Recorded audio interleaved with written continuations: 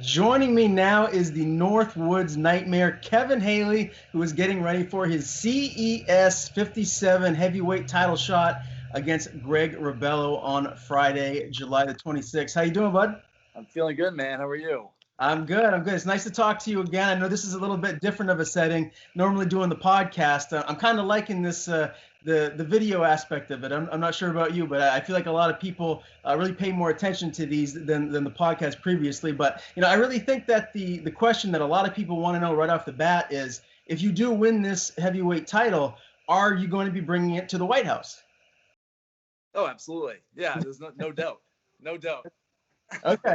If they let me in, I'll be there. So. Okay, that's good. It's 2019. I got to ask. You never know what's on people's agendas nowadays. And I saw that tweet, and I had to follow up on that. So I know this has been a very important training camp for you. This is this is the most important fight of your career so far. What's your weight at right now, and how are you feeling? So I'm fluctuating a little bit in weight. As you know, I've told you before, I usually come in when I fight at 205. I don't cut a lot of weight. I'm usually right around that, like 210 usually. So up until last week, I was about 213, 212, 213. But the problem is, the harder I train, the more weight I lose. I kind of, yeah, I know it sucks. That's why I try not to do too much cardio. But I'm down to about probably just under 210 right now. So I'm going to be a light heavyweight. Well, Rebello's a pretty thick guy, so he'll have a little bit of a weight advantage, I'm sure. Do you expect to have a big speed advantage, or do you think that the weight advantage is going to play, against you at all, or are you expecting just to go in there and be able to utilize your speed? Yeah, I mean that's my game plan right now. Is I think having the speed advantage will come into play a lot. And I mean, Greg he moves so well for a big guy. He conserves energy. He doesn't work too hard. But he knows when to pick his shots. So I mean, that's what I can look out for is, don't stand in the pocket, don't move straight on at him. I mean, everybody knows what to do, but it's easier said than done. So yeah, my game plan is just work the angles. I think strength-wise, I match up with him, even though he's got a little bit of weight on me. But, I mean, we'll find out. I mean, you have a game plan until the day of, so we'll see. Yeah, that's right. So, unfortunately, you are on a two-fight skid coming into this. Were you surprised to get this title shot? I definitely was. I had talked to Pat Sullivan a couple fights back when I was on a win streak, and I had asked, I was looking for a light heavyweight shot, and at the time that wasn't in the cards, and Pat was like, keep it up and we'll see what happens. And then after that, I won 3 in a row, and then I took a fight with Pat Walsh at cruiserweight, which was I think we agreed on 225, maybe, I can't remember what it was, but I ended up losing that one. And then in my last fight, I fought Will Knight. It was kind of the ending isn't what I would have wanted. It wasn't. It was kind of a controversial ending. And Pat, again, not taking anything away from Will, but Pat said, we'll try to make it up to you. And I got the call, and he said, would you be interested in this fight? We don't know how much longer Greg's gonna be fighting, and I had to take it. I mean, I looked up to Greg when I first started fighting. Greg was the guy. He's still the guy, and just to get in there with him, I mean, it's an honor. So I'm excited. Yeah, no doubt. Without getting all over Will Knight on his performance, you tip your cap to him. He got the W. Yeah, absolutely. Can you elaborate a little bit on that controversial finish? What's that? Can you just elaborate a little bit on that controversial finish? Like, what's your take on that? Yeah, so I mean, it ended up Will was in a good position. He was right where he wanted to be. I made a mental mistake. I don't think it should have cost me the fight. I think the fight should have kept going on. I'm not saying he would have won or I would have won, but it was just an unfortunate ending. It it sucked for both of us and the fans. Yeah, I mean, he's a great dude. I mean, right after the fight, he said, dude, that, that's not the way I want to win. So again, I tip my hat to him. I'm excited to watch him fight in the Contender. I wish him the best of luck. So it is what it is. I mean, what happened was I get hit in the back of the head with a couple shots, and I should have just tried to fight out of it. And what I did is I complained to the ref, which, I mean, that's, MMA 101. Don't bitch to the ref. Just keep fighting. I did, and the ref said I verbally tapped. So I mean, I guess I made my own bed that day. So it is what it is. But lesson learned. You move on to the next one. Yeah. As far as the Pat Walsh fight goes, is there something that you can take away from that moving forward, or is that just a case of fighting, a bigger guy, maybe not at the weight class where you're going to be, thriving at? I knew going to that fight. We talked before that fight. I knew going to that fight I had to give him the best me that I could, and I definitely didn't. Again, I didn't throw combos. Everything was, I was throwing hard, and every time I did, the distance got, he closed distance and took me down. So I mean, again, that was just a mental mistake. I like to think that I learned from that as well.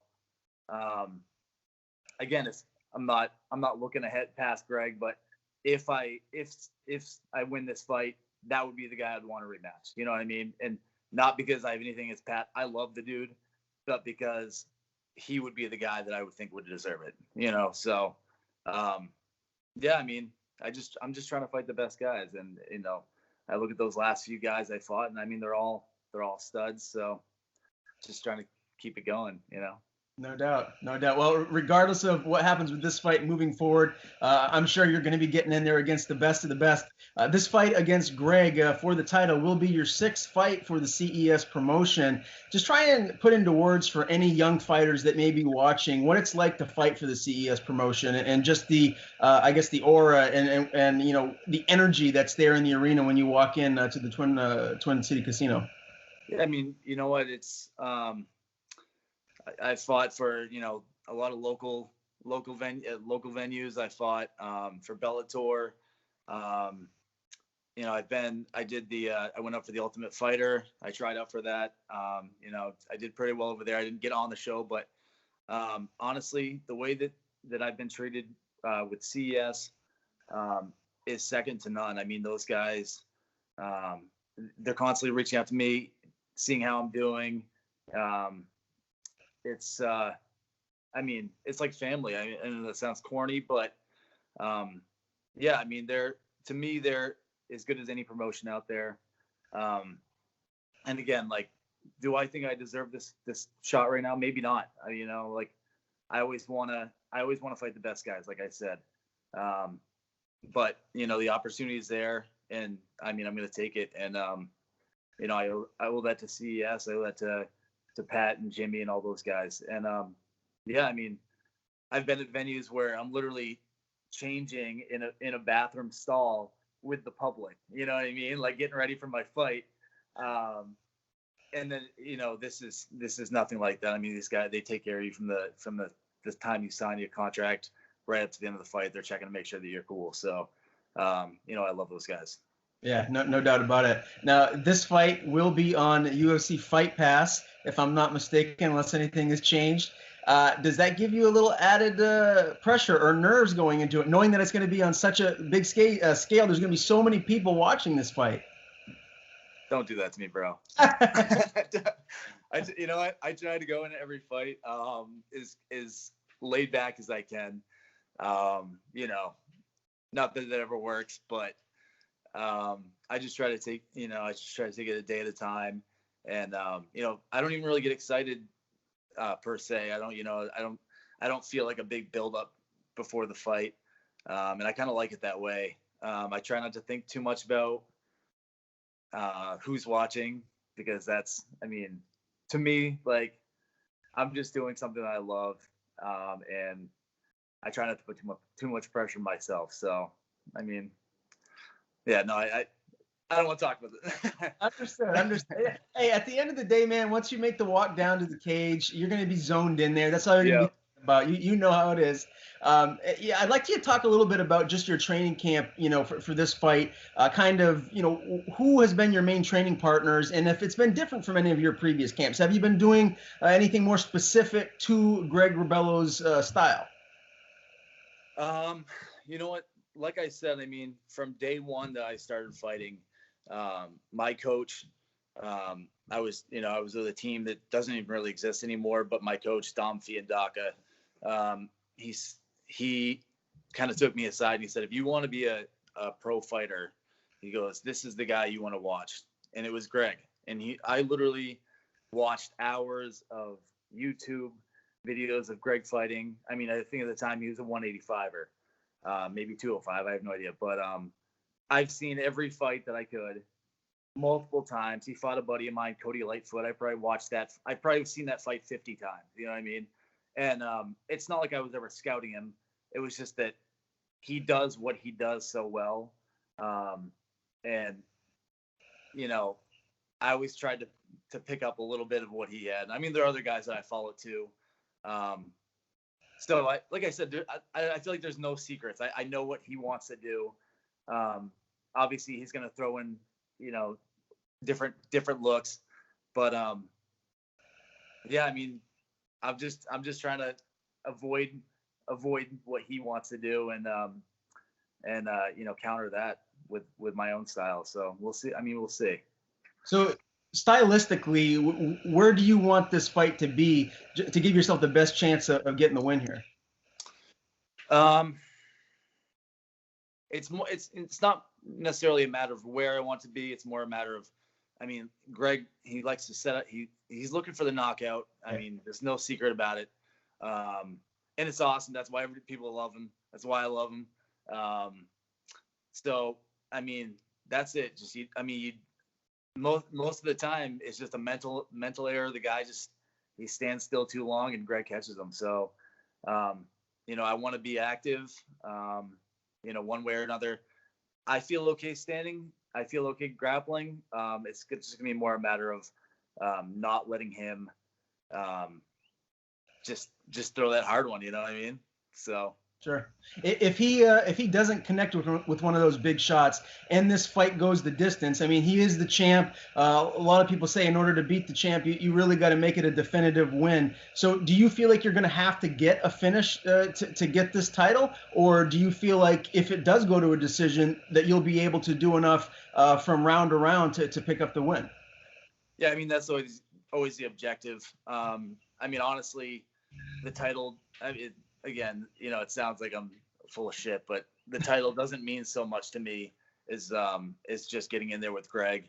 I mean, yeah, I mean, you got to finish the fight. I'm always trying to finish the fight. If I don't, I'm not, even if I dominated the fight and they gave it to him, I'm not the type of guy who's going to walk away bitter. I just want to be happy with my performance at the end of the day. So. Sure. So after this fight is done and behind you, win or lose, how much longer do you want to fight, Kevin? I'm not exactly sure your specific age, but obviously every year it gets a little bit harder getting through those training camps. How much longer do you see yourself doing this for? I mean, if they keep offering me fights like this, I mean, who knows?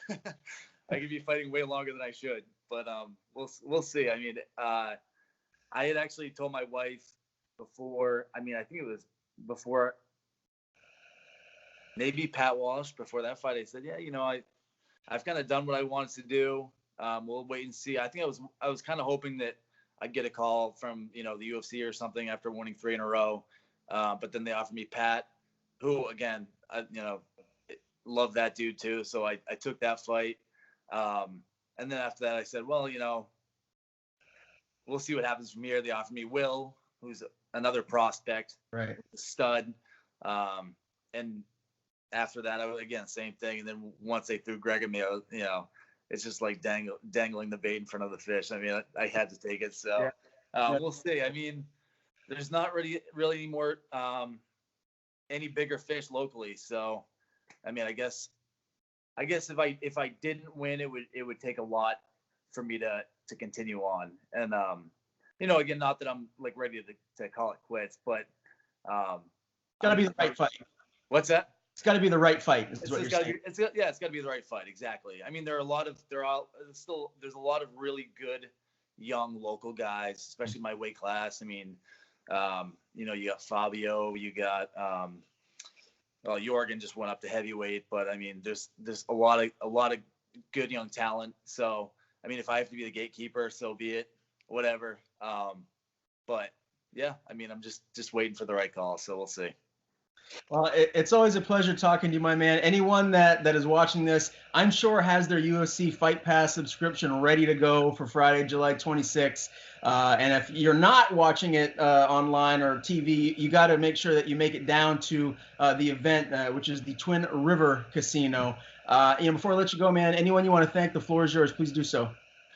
Yeah, I mean, most importantly, you know, my family for always being supportive. My training partners, you know, these guys, I literally call them any day and they're going to drop everything and they're going to show up. You know, I don't have a team per se, but I have a group of guys that, I mean, no matter what, they're going to be there. So, you know, thank you to all those guys. CES, I mean, I can't say thank you enough to those guys and Greg for just taking the fight and, you know, just being a role model for me in my career and just, you know, making this happen. So, yeah. Oh, very cool. Kevin, it's always a pleasure to talk to you, man. You're a gentleman and a great fighter. I wish you the best of luck on Friday, July the 26th, and let's talk again soon. Thanks, Ryan.